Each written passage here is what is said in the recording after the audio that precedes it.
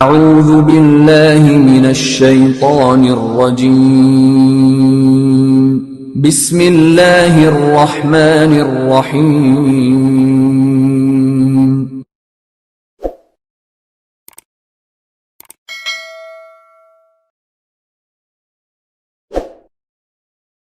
اعوذ باللہ من الشیطان اللعین الرجیم. بسم اللہ الرحمن الرحیم. الحمدللہ والصلاة والسلام علی رسول اللہ وآلہ آل اللہ واللعن الدائم علی اعدائہم اعداء اللہ من یوم عداوتہم الی یوم لقاء اللہ. اما بعد فقد قال اللہ الحکیم فی کتابہ المبین وقولہ الحق وهو أصدق الصادقين. بسم الله الرحمن الرحيم. حامیم والکتاب المبین. إنا أنزلناه في ليلة مباركة إنا كنا منذرين. صلوات پڑھ لیں بر محمد وعلى محمد. اللهم صل على محمد وعلى محمد. سورہ مبارکہ دخان سے سلسلہ کلام کی ابتدا ہو رہی ہے. عرض کیا یہ من جملہ ان صورتوں میں سے ہے کہ جن کے شروع میں حامیم کے الفاظ وارد ہوئے، حروف مقطعات جنہیں کہا جاتا ہے. یہ ان صورتوں میں سے ہے جنہیں حوامیم کہا جاتا ہے، یعنی وہ صورتیں جن کے شروع میں حامیم آیا. مکی صورت ہے اور آیات کی تعداد 59 ہے. 59 آیات پر مشتمل یہ صورت ہے سورہ مبارکہ دخان. ایک آیت میں آیا فرتقب یوم تأتی السماء بدخان، کہ اس دن کے منتظر رہو جس دن ایک دھواں ہر چیز کو اپنی لپیٹ میں لے لے گا. اسی آیت سے اس سورت کا نام حاصل کیا گیا. دخان دھوئیں کو کہتے ہیں. آیت کے شروع میں، سورت کے شروع میں حامیم کے الفاظ ہے اور اس کے بعد فرمایا والکتاب المبین. قسم ہے، واو قسمیہ عربی زبان میں کہا جاتا ہے، یعنی ایسی واو جو قسم کے معنی میں استعمال ہوتی ہے. وہ عرض کیا کہ ذات وحدہ لا شریک کو قسم کھانے کی ضرورت نہیں ہے. قسم عام طور پر اس وقت کھائی جاتی ہے کہ جب سامنے والے کو آپ کی بات پر کوئی ڈاؤٹ ہو یا شک ہو. اس وقت آپ اپنی بات میں وزن پیدا کرنے کے لیے، اسے اپنی بات کا یقین دلانے کے لیے قسم کھاتے ہیں. ذات وحدہ لا شریک کی ایسی بات نہیں ہے کہ جس میں کوئی شک و شبہ ہو. اس کا کلام حق ہے، اس کی کتاب حق ہے، اس کا وجود بر حق ہے. بس قسم کھانے کا مقصد کیا ہے؟ تو فرماتے ہیں کہ ذات وحدہ لا شریک اسی لیے قسم کھاتی ہے کہ بعد میں جو بات آ رہی ہے اس کی اہمیت واضح کرنے کے لیے کہ وہ کتنی اہم بات ہے یا وہ کتنا اہم نقطہ ہے کہ جس کو بیان کرنے کے لیے ذات وحدہ لا شریک قسمیہ الفاظ استعمال کر رہی ہے. فرمایا کہ مجھے قسم ہے اس کتاب کی کہ المبین، جو بہت واضح ہے، جس کی آیات، جس کی تعلیمات، جس کے اصول، جس کے افکار انتہائی واضح ہیں. اور پھر وہ اصل بات کہ جس کے لیے ذات وحدہ لا شریک نے قسم کھائی وہ کیا ہے؟ انا انزلناہ فی لیلۃ مبارکہ، کہ بے شک ہم نے قرآن کریم کو ایک مبارک رات میں نازل کیا. اسی مبارک رات کی ایک اور صفت بیان ہو رہی ہے کہ فیہا یفرق کل امر حکیم. اس رات ہر حکیمانہ امر کو الگ الگ کیا جاتا ہے، جدا کیا جاتا ہے. تمام امور طے ہوتے ہیں. کہ آج کی جو آیات ہیں انہیں میں یہی ایک دو نکات ہیں کہ جن کی طرف آپ کی توجہ جلب کرا کے اور آپ کی زحمات کو تمام کروں گا. ذات وحدہ لا شریک نے تذکرہ کیا قرآن کریم کا، اور قرآن کریم کب نازل ہوا؟ فرمایا لیلہ مبارکہ میں، ایک مبارک رات میں. ایک اور آیت میں ارشاد فرمایا شہر رمضان الذی انزل فیہ القرآن، یعنی پہلے ایک اوور آل بیان کیا کہ وہ مہینہ کون سا تھا کہ جس میں قرآن کریم نازل ہوا، وہ آیت وہ بیان کر رہی شہر رمضان. پھر تھوڑا مجمل کر کے بیان کیا کہ اس ایک رات میں. اب جب اس رات کا تذکرہ آیا تو ہمیں پہلے سے پتہ چل جانا چاہیے کہ یہ رات رمضان المبارک میں ہی ہوگی، کیونکہ پہلے وہاں بیان ہوا کہ شہر رمضان. پھر اور مزید وضاحت دیتے ہوئے سورہ مبارک قدر میں کیا فرمایا انا انزلناہ فی لیلۃ القدر، کہ ہم نے قرآن کریم کو کس میں نازل کیا؟ لیلۃ القدر میں. سب سے پہلا نقطہ تو یہ ہے کہ لیلۃ القدر ذات وحدہ لا شریک توفیق عطا فرمائے ہم نیکسٹ منتھ میں انشاءاللہ اس میں اسے درک کر سکیں اور اس میں عبادات انجام دے سکیں. لیلۃ القدر ایک رات تھی کہ جس کے اندر قرآن کریم نازل ہوا. یہاں قرآن کہہ رہا ہے قرآن کریم اس طرح نازل ہوا ایک رات میں، اور وہاں جب ہم دیکھتے ہیں ہر آیت کے شان نزول کے ساتھ ایک واقعہ بیان ہوتا ہے، ایک سینیریو بیان ہوتا ہے، ایک منظر بیان ہوتا ہے کہ اس منظر میں فلاں آیت نازل ہوئی. اس میں متعدد ہیں، جیسے مثلاً فرض کریں کہ یہی جو الیوم اکملت لکم دینکم و اتممت علیکم نعمتی، کہ کب نازل ہوئی؟ ایک خاص ماحول بنا غدیر کے مقام پہ رسول خدا نے حاجیوں کو روکا، اور پھر جب امیر المومنین کی ولایت کا اعلان کیا تو اس وقت یہ آیت نازل ہوئی الیوم اکملت لکم دینکم. یا اس کے علاوہ دوسری آیات ہیں کہ جن میں ہر ایک میں ایک شان نزول ہوا کرتی تھی. یہ شان نزول سمیت آیات کا نازل ہونا یہ 23 سال میں انجام پایا. یعنی پہلے 40 سال کی عمر مبارک جب رسول توجہ کیجیے گا تاکہ آپ ایک نقطے کی طرف متوجہ کر کے آپ کی زحمات کو تمام کروں. رسول خدا کی عمر مبارک جب 40 سال ہوئی تو آپ کو حکم ہوا کہ وانذر عشیرتک الاقربین، اے میرے حبیب اپنے قریبی رشتہ داروں کو ڈراؤ، انہیں انجام سے آگاہ کرو. اس کا مطلب یہ تھا کہ اب تک جو آپ کی دعوت تھی وہ دعوت سری تھی، جسے کہتے ہیں سر یعنی راز. اس سے پہلے بھی رسول خدا اپنے دین کے احکام بیان کر رہے تھے، اپنے معارف بیان کر رہے تھے، لیکن وہ چھپ کر، کہ جس میں امیر المومنین آپ کے حامی تھے، آپ کے ساتھ تھے، جناب خدیجہ آپ کے ساتھ تھی، اور حضرت ابو طالب آپ کے ساتھ تھے. ان 3 احباب کو آپ سری طور پر، مخفیانہ طور پر اپنی تعلیمات سے آگاہ کر رہے تھے. پھر جب آپ 40 سال کی عمر مبارک ہوئی تو آپ کو حکم ہوا کہ اب آپ کیا کریں؟ علنی طور پر علل اعلان اپنی دعوت کو آشکار طریقے سے بیان کریں.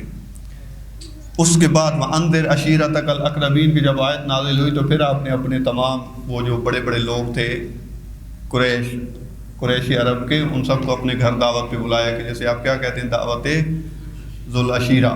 یہ 40 سال کی عمر میں ہوئی. اس کے بعد 3 سال تک، جسے آپ کہتے ہیں، اسے کہتے ہیں دور فترت، یعنی اس 3 سال میں کوئی آیت نازل نہیں ہوئی. پھر اس کے بعد آیات کا نزول شروع ہوا. اور رسول خدا کی کل عمر کتنی تھی؟ 63 سال. تو آپ 40 سے حساب کریں تو 40 اور 20 کتنے ہوئے؟ 60 اور اوپر 3 سال.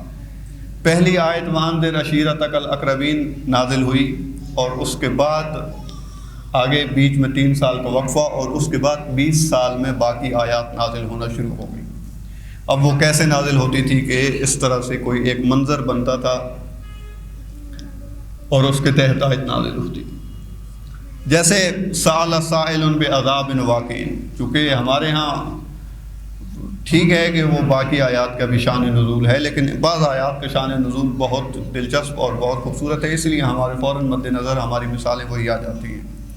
کہ وہ ایک شخص آیا کہ جس نے کہا کہ یا رسول اللہ، آپ نے سارے احکام دیے، ہم نے ان پر عمل کیا، جو آپ زکوٰۃ، حج، جو کچھ آپ کہتے رہے ہم کرتے رہے، بتوں کی پوجا بھی چھوڑ دی، سود بھی چھوڑ دیا، سب کچھ.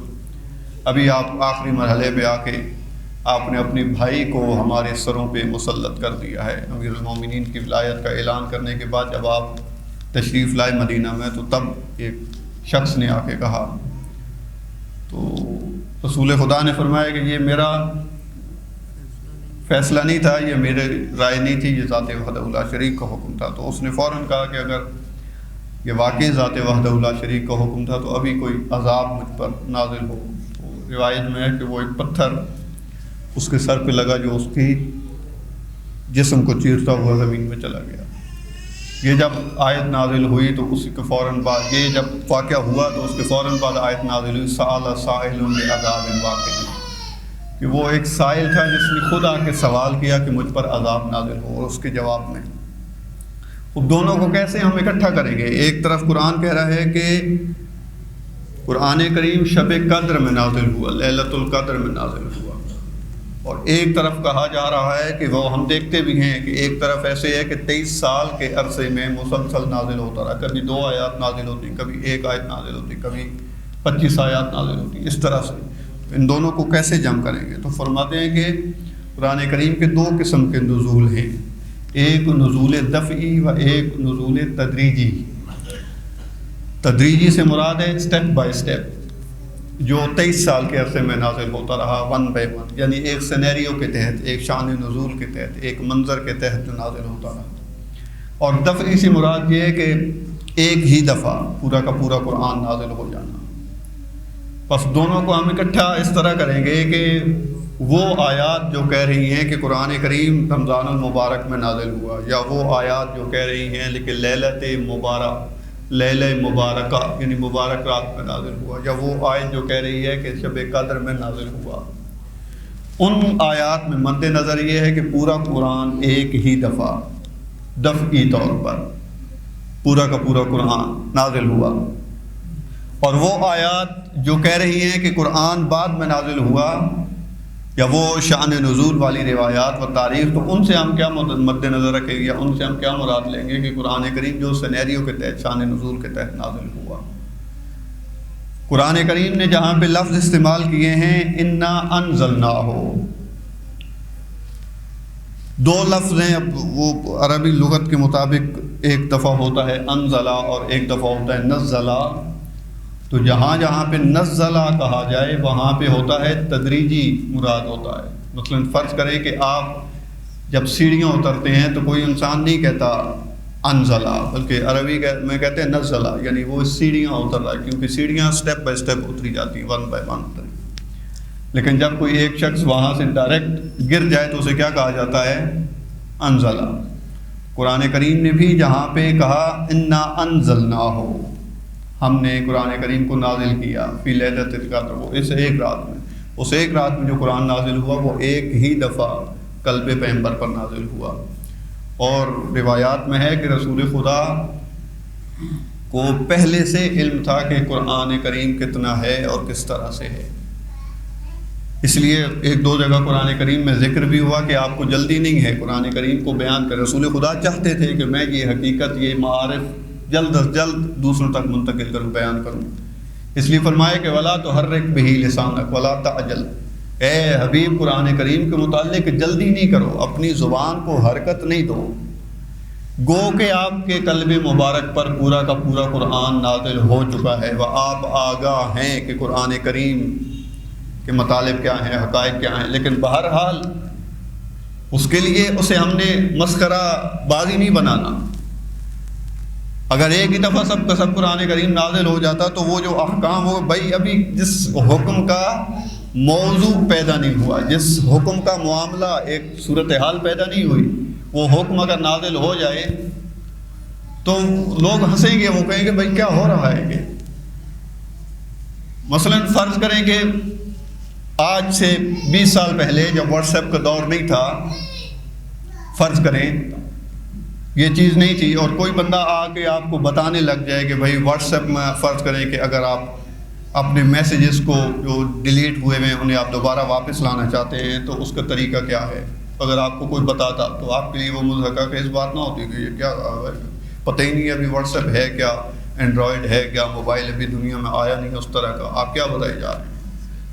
بائیں کے سامنے والا اپنی بہت آگے کی نگاہ رکھتے ہوئے آپ کو ایک بڑی حقیقت سے آگاہ کر رہا ہے کہ جو 20 سال بعد رونما ہوگی، لیکن پھر بھی چونکہ آپ وہاں تک نہیں پہنچے ابھی، اس لیے آپ اس کی باتوں پہ ہنستے۔ قرآن ابھی تو ابتدا تھی، مطلب ابھی فرض کریں کہ شروع میں ہی رسول خدا اگر وہ سب کے سب قرآن کریم کی باتیں بتا دیتے کہ ابو لہب کے ساتھ کیا ہوگا اور فلاں کے ساتھ کیا ہوگا، اس کی بیوی ام جمیل کے ساتھ کیا ہوگا، تو لوگ ہنستے یا وہ اپنا دفاع کرنے پہ اتر آتے۔ اس لیے فرمایا کہ اے حبیب اگرچہ آپ کو قرآن کریم کو پتہ ہے لیکن آپ نے ابھی اسے بیان نہیں کرنا، بلکہ اس طرح بیان کرنا ہے کہ نیچرل لگے۔ اور نیچرل لگنے کا طریقہ یہی تھا کہ ایک سینیریو جب خلق ہو جاتا، ایک ماحول بن جاتا، تو اس کے تحت حضرت جبرائیل آیات لے کر آتے تھے۔ اس لیے فرمایا کہ قرآن کریم کا انزال بھی ہوا اور تنزیل بھی ہوا۔ جب ہم انزال کہیں گے تو مراد یہ ہے کہ قلب حضرت پیغمبر پر ایک ہی دفعہ پورا قرآن کریم نازل ہوا، اور وہ کیسے تھا؟ لیلۃ القدر میں، لیلہ مبارکہ میں، یا شہر رمضان میں۔ اور جب ہم کہیں گے قرآن کریم کی تنزیل ہوئی تو اس وقت ہمارے مد نظر ہوگا کہ 23 سال کے عرصے میں رسول خدا پر جو آیات نازل ہوتی ہیں وہ سب کے سب قرآن کریم کی آیات میں۔ ایک صلوات پڑھتے ہیں پر محمد علیہ۔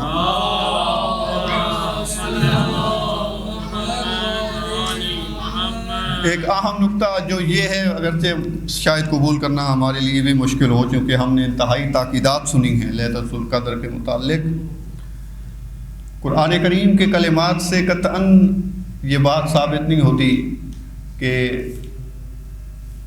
وہ جو لیلۃ القدر جس میں ایک رات میں قرآن کریم نازل ہوا وہ ایک ظرف تھا، وہ ایک برتن تھا جس کے اندر قرآن کریم نازل ہوا، اسے ایک خاص رات میں۔ ہمیں نہیں پتا کہ رسول خدا کی 23 سالہ زندگی میں وہ رات کون سی تھی، یعنی کون سے ماہ رمضان کی رات تھی، پہلے سال کے ماہ رمضان کی، دوسرے سال کے ماہ رمضان، ایسا ہمیں کچھ بھی نہیں پتا۔ صرف ہمیں یہ پتا ہے کہ وہ رمضان المبارک کی رات تھی، پھر ہمیں یہ بھی نہیں پتا کہ وہ کون سی رات تھی۔ کیا کہا گیا کہ 19، 21 اور 23 کی راتوں میں تلاش کرو، حتیٰ بعض روایات میں ہے کہ 27 میں بھی تلاش کرو، لیکن چونکہ ہمارا ٹاکرا ہے ہمارے بھائیوں کے ساتھ تو ہم 27 کی طرف جانے کے لیے تیار ہی نہیں ہے۔ ہم کہیں ہم انہی 3 میں تلاش کریں گے، ادھر ہمیں جانے کی ضرورت ہی نہیں ہے، بھائی وہ تو ان کی ہے۔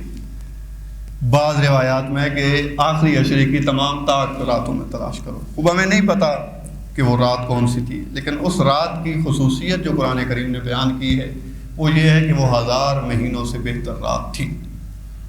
وہ کس لیے کہ وہ قرآن کریم اس میں نازل ہوا۔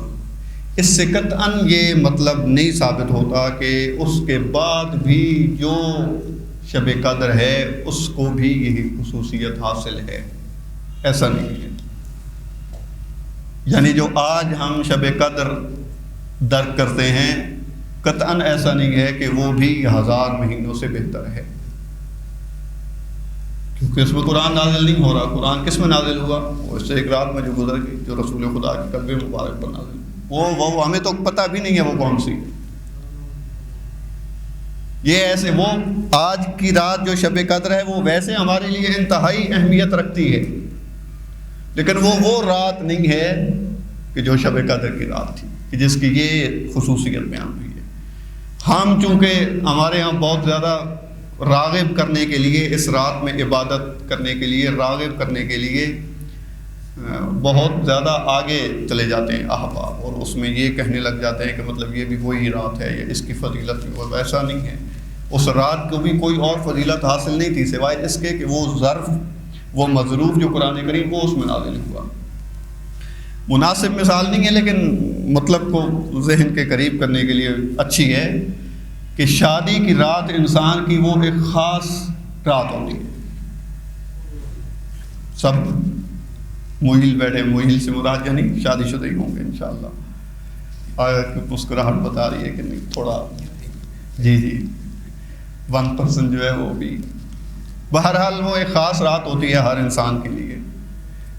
آنے والے سالوں میں بھی ہر شخص اس رات کو مناتا ہے، سالگرہ مناتے ہیں، کیک ویک کاٹتے ہیں، لیکن کیا ہم اور آپ فرض کر سکتے ہیں کہ کیا ہمیں اس رات کا وہی سرور یا وہی لطف یا وہی خوشی یا وہی اطمینان حاصل ہو رہا ہوتا ہے کہ جو اس رات ہوا تھا؟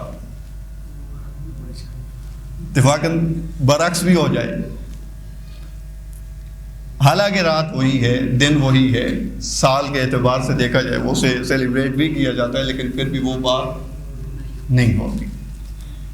وہ رات خاص کس لیے تھی؟ اس لیے کہ اس رات وہ واقعہ وقوع پذیر ہوا، جیسے آپ شادی کہتے ہیں، ازدواج عقد کہتے ہیں۔ اس مظروف کی وجہ سے وہ رات اس شخص کے لیے خاص اہمیت اختیار کر گئی۔ اب بعد والے سالوں میں وہ منا تو رہا ہے اسے، لیکن وہ چیز تو نہیں ہے۔ وہ آپ اسی مثال کو اس طرح فٹ کر لیں کہ بھائی جب وہ رات اس لیے 1000 مہینوں سے بہتر تھی، فرمایا کہ اس لیے کہ قرآن کریم اس میں نازل ہو رہا تھا، اور قرآن کریم ایک دفعہ نازل ہو گیا۔ اب جو بعد میں راتیں آ رہی ہیں وہ ہم منا رہے ہیں، منانی بھی چاہیے قطعاً، اس کا مطلب یہ نہیں ہے کہ انسان اس طرف، ہمارے پاس فضیلتیں بھی بہت ہیں اس روایت، اس رات کی۔ فرمایا کہ اس رات سونا بھی عبادت ہے، یہ بھی کہا گیا۔ تو منائے انسان وہ رات خاص طریقے سے، عبادتیں انجام دے، اعمال جو، لیکن یہ کہنا کہ یہ رات بالکل وہی ہے یا اس طرح سے اس کے احکام ہیں کہ 1000 مہینوں سے بہتر ہے، ایسا کہنا درست نہیں ہے، قرآن کریم کے مطالب سے منافی۔ البتہ عرض کر رہا ہوں کہ اسے قبول کرنا تھوڑا سخت ہے، کیونکہ ہمارے ہاں بہت زیادہ من جملہ چونکہ اس صورت میں یہ آیت بیان ہوئی تو ہم دیکھتے ہیں کہ ظاہراً 23ویں رات کو جو صورتیں پڑھنے کی تاکید کی گئی ہے شب قدر میں، اس میں ایک سورہ مبارک دخان بھی ہے، کہ یہ وہ صورت ہے کہ جس میں بیان کیا گیا کہ قرآن کریم کس میں نازل ہوا، لیلۃ القدر میں۔ ایک سلوات پڑھ لیں بر محمد وعلی۔ بس میں آپ کی زحمات کو تمام کروں، ختم ہو گیا ٹائم۔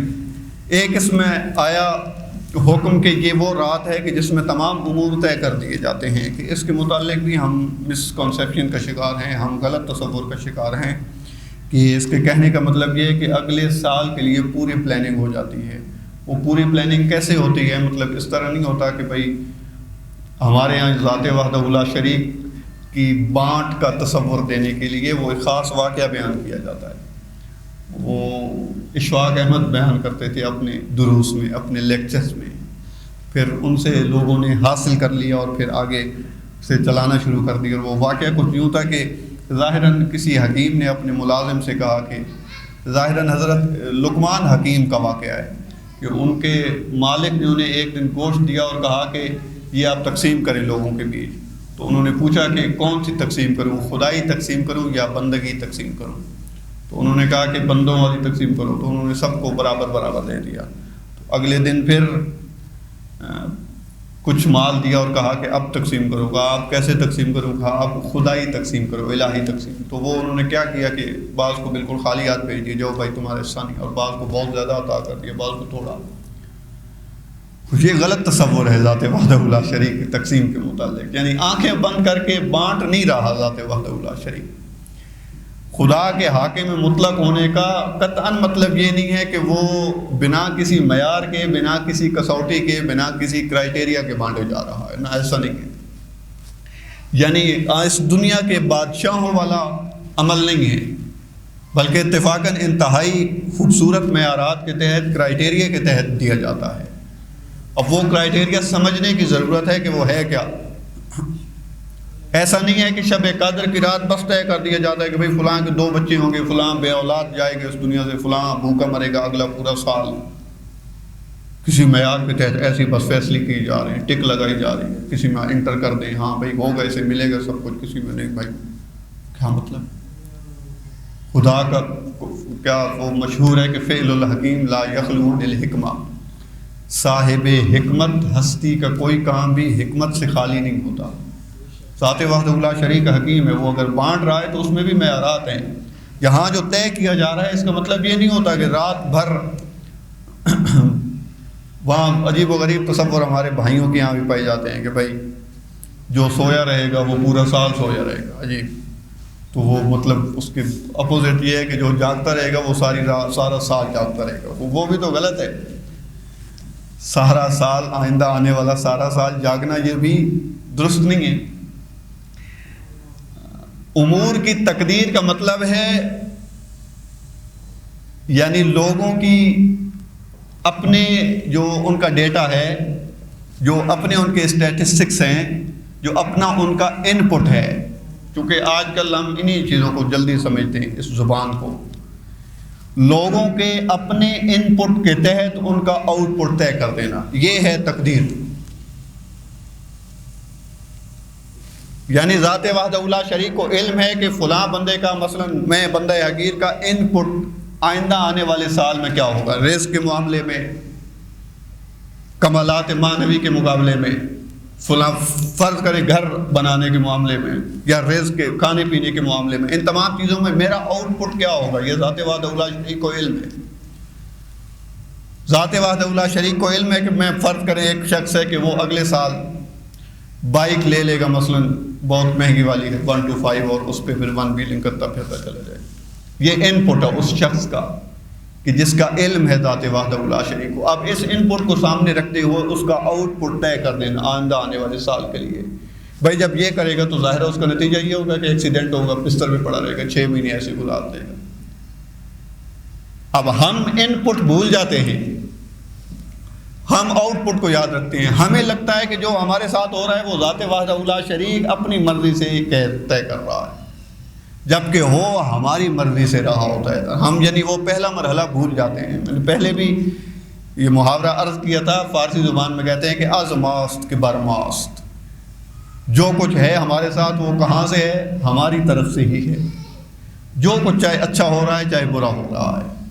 اب جو شب قدر کی رات یہ طے کر دیا جاتا ہے وہ بھی ہمارے آئندہ آنے والے پورے سال کے اعمال کو، جسے ہم ان پٹ کہہ رہے ہیں، اس کی مد نظر رکھتے ہوئے طے کر دیا جاتا ہے۔ جبکہ عام طور پر تصور یہ ہے کہ اس رات جو ہے وہ بس ذات وحدہ لا شریک بادشاہوں کی طرح، چونکہ سائلین بہت ہیں، یہ مشرکین مکہ والا اشکال کہ وہ یہی کہتے تھے کہ بھائی کیسے ممکن ہے کہ ایک شخص جو ہے وہ پچھلے درس یہاں نہیں تھا، ایک اور جگہ پہ بیان ہوا کہ ان کا اعتراض یہ تھا کہ بھائی کیسے ہم ایک شخص کے پچھلے 24 گھنٹے کا ڈیٹا برآمد نہیں کر سکتے، کہ ہم نے کیا کیا، نہیں کر سکتے ہم اپنا بھی، یعنی ابھی اگر ہم بیٹھے 24 گھنٹے بھی میں نے زیادہ بول دیے، اگر ہم ابھی بیٹھے کہ پچھلے 1 گھنٹے میں ہم نے کیا کیا ہے، تو ہم اس کا پورا گراف نہیں بنا سکتے، ہم اس کے پورے اعداد و شمار نہیں دے سکتے، اس لیے کہ دل کے اعمال بھی کوئی ہوتے ہیں، ذہن کے اعمال بھی، انہیں آپ کیسے کاؤنٹ کریں گے۔ یہ ایک شخص کے 1 گھنٹے کی صورتحال ہے، وہاں کیا ہے ہر شخص کے 70 سال کی زندگی، اس کا پورا ڈیٹا قرآن کریم اور رسول خدا کہہ رہے ہیں کہ قیامت کے دن تم لوگوں کو دے دیا جائے گا۔ مشرکین مکہ یہی کہتے تھے کہ ایسا کیسے پاسبل ہے، تو یہاں بھی اگر ہم یہ کہیں کہ ایسا کیسے پاسبل ہے کہ ذات وحدہ لا شریک ایک رات میں تمام لوگوں کے امور طے کرنا ہے، تو وہ ایسے ہم چونکہ آشنا ہیں اپنے سسٹم سے کہ ایک رات کے اندر ڈیٹا کیسے بدل گیا، مطلب جو جیت رہا تھا اسے ہروا دیا گیا، جو ہار رہا تھا اسے جتوا دیا گیا، وہ ایک رات میں کیسے ہو گیا، آنکھیں بند کر کے، بنا کسی معیار کے تحت، بنا کسی کرائٹیریا کے تحت۔ تو ہم سمجھتے ہیں کہ شب قدر میں فرشتے بھی یہی کر رہے ہیں، چونکہ لا تعداد انسان ہیں، 9 ارب، بس اسے دے دو بھائی اس کے 6 بچے ہوں گے، یہ اس کو کوئی بچہ نہیں ہوگا، یہ بھوکا مرے گا، یہ رئیس بن جائے گا، کروڑ پتی بن جائے گا، اس طرح سے طے ہو رہا ہے نا، ایسا نہیں ہے، بلکہ وہاں پہ سسٹم سرے سے الگ ہے، وہاں پہ حضور کے ذریعے کام ہوتا ہے کہ ذات وحدہ لا شریک سے دعا گو ہیں کہ خداوند کریم ہمیں اصلاح ریب و بے عیب کتاب کی لطافتوں کو سمجھنے کی توفیق عطا فرمائے۔